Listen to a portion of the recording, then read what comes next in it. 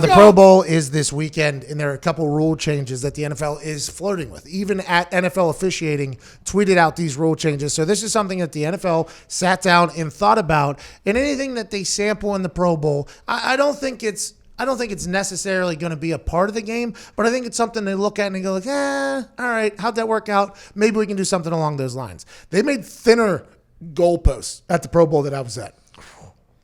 Vinatieri was not happy. Adam Vinatieri gets voted into the Pro Bowl, and then he finds out basically day of game that they're doing thinner uprights. And he's like, they got Arena League uprights up there. The difference between Arena League and the real game is they rush. But in the Pro Bowl, they don't rush, except for one person who's trying to get the MVP. He rushes as hard as he possibly can. Clay Matthews almost blocked a punt.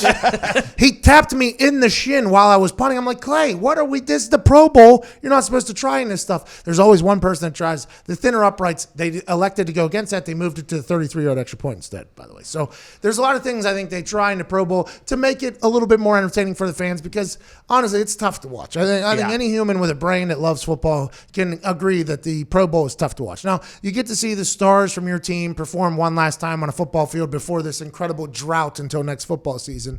But a lot of the time, it's tough football to watch. And I've always said that the Pro Bowl should move into a skills challenge type thing. They should have a quarterback challenge like they used to have in the past, longest throw. I understand and appreciate the obstacle course they do for quarterbacks now. That skills challenge is awesome. I think they should do more of that type of stuff. I think they should bring the 40-yard dash speed contest back into the thing. I think they should just do events as opposed to a couple events like dodgeball and all this stuff and then have the game. I think you should turn this thing into, an event-worthy type thing. Maybe a concert, some other stuff. I just think you should turn it into a festival and a celebration of these players instead of having to play the game that nobody in it really wants to play except for one person who wants to win the damn truck that's up there over top of the field. I mean, normally that's a defensive end, by the way, that really tries to wreck the whole thing, or a quarterback that's trying to go above and beyond. And whenever I played in the Pro Bowl in Arizona, I attempted to talk Andrew Luck into getting back into the game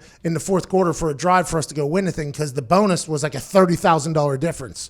And for me, that means a lot. For Andrew Luck, that is nothing. That is nothing. And that's what I was told. I had him so close. J.J. Watt even said, I'll go play tight end if you go back in the game. And I was like rallying the boys. I went over to Pouncey. I was like, hey, Luck gets back in the game. You'll go out there with him? He's like, I'll go back in if Luck wants to go back in. I'm like, okay, here we go. I'm going to get an extra $30,000. This is no problem. And I went to Luck, and he said no. Well, I did like football, so. I don't think he wanted to disrespect Andy Dalton, by the way. Andy Dalton was the quarterback that was supposed to play the fourth quarter, and I don't think he wanted to disrespect Andy Dalton by saying, hey, Andy, by the way, the tribe has spoken, and we've decided that we would like to get the extra $30,000 bonus, and we're all going back out there. That makes more sense. Yeah, he didn't want to do that, which is Andrew Luck's a really nice guy. Andy Dalton didn't get the job done, so I lost out on that. A few years ago, they did a skills competition with Vinatieri, I believe, and David Akers. It was like horse, and they can kick from anywhere. Do they still do stuff like that? That was cool. They don't do that. They did like a tic-tac-toe thing, I think, at one point. Like, I just think you could do all of these challenges that happen in a lot of workouts, by the way.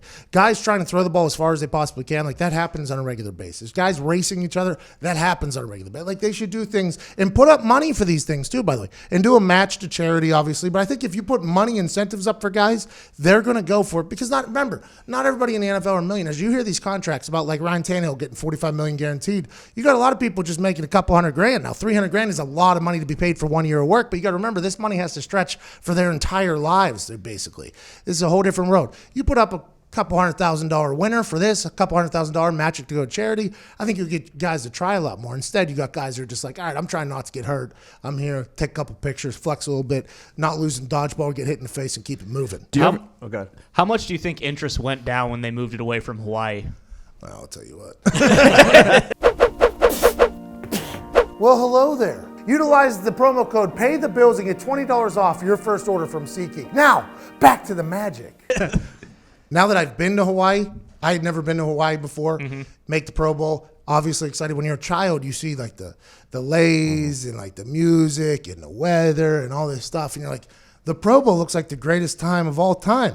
Then you hear these stories from the OGs about the Pro Bowl, about how they normally all link up at this one pool, and it's like everybody's there with their families. It's like this great time, drinking, storytelling, all that stuff. And then I make the Pro Bowl, and we're out in the desert, and we don't even have the entire hotel. There's a conference happening in the hotel. J.J. Watt's getting slaughtered in the lobby by some random drunk guy that's there for a contractors convention. It's like, what are we doing here? We got to drive 2 hours into the desert to practice, which isn't a practice, it's just a stand-around fest. And then 2 hours back, it was just like a whole system that it wasn't what you thought it was going to be. Sometimes you build these things up to be something and then you're let down. That's what happened, I think, whenever we went there. So now I think they're doing it in Orlando, though. Mm-hmm. I think Orlando is going to become like the home of it, which is probably smart, but boy, Hawaii was nice. Do you think like it would ever have like wide receivers and D-backs just go one-on-one against each other? Would love it. They should have teams. They should have teams. Mm-hmm. You know what I mean? Like a quarterback and a wide receiver take on a corner and probably take on a corner.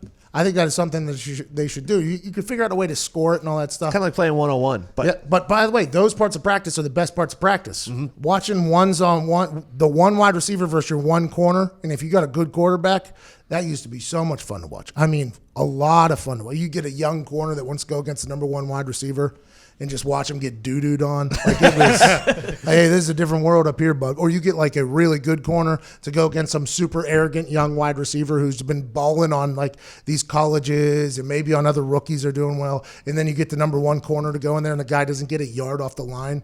And it's like, well, this is the men's league. This is the men's league. This year the Pro Bowl are doing this. Now there are options after a successful field goal or point after touchdown attempt.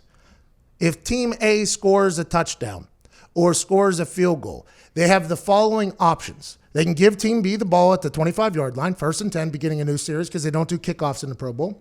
Or the team that just scored either the field goal or the touchdown can elect to take a 4th and 15 at their own 25-yard line. If they pick up that 4th and 15, they get a whole new series, 1st and 10, keep it moving. So if you're down 14 and there's 30 seconds left, and you score a touchdown, you kick the extra point, now you're down 7, you have a 4th and 15 from your own 25 that you can go for it. If you pick up the first down, you can go down and potentially tie it up. I like this. I think this is a really good idea. I think this is a good idea. And obviously the risk reward there is if you don't pick up the 4th and 15, the other team gets the ball right there on your own side within field goal range already, potential score. I like this as an idea. I like this a lot. Maybe this is something that they're thinking about figuring out for the future. You already got the XFL that has a 1 point after touchdown try, a 2 point after touchdown try, a 3 point after touchdown try.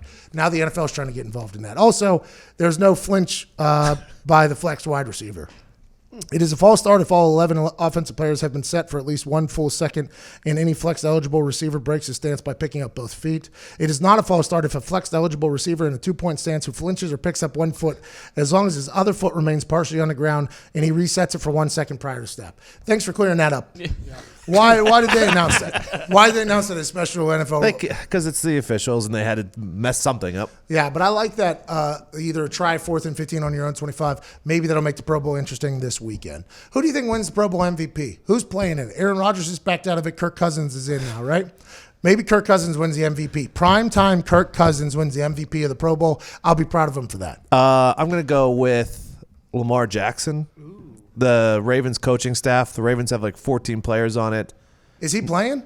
Yeah, no one's going to want to tackle. Oh, and nobody wants to tackle. Is Derrick Henry playing in it? I don't know. If Derrick Henry's playing in it, go ahead and lock that one down as a W.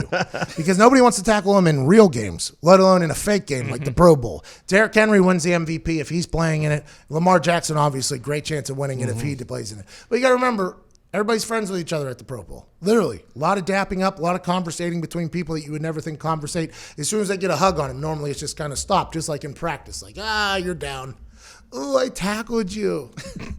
It's tough to watch, isn't it? Yeah, but it's still going to watch it. Yeah, it still gets better ratings than like the first 4 games of the World Series. And those guys were taking buzzers on their chest to see if they can hit home runs.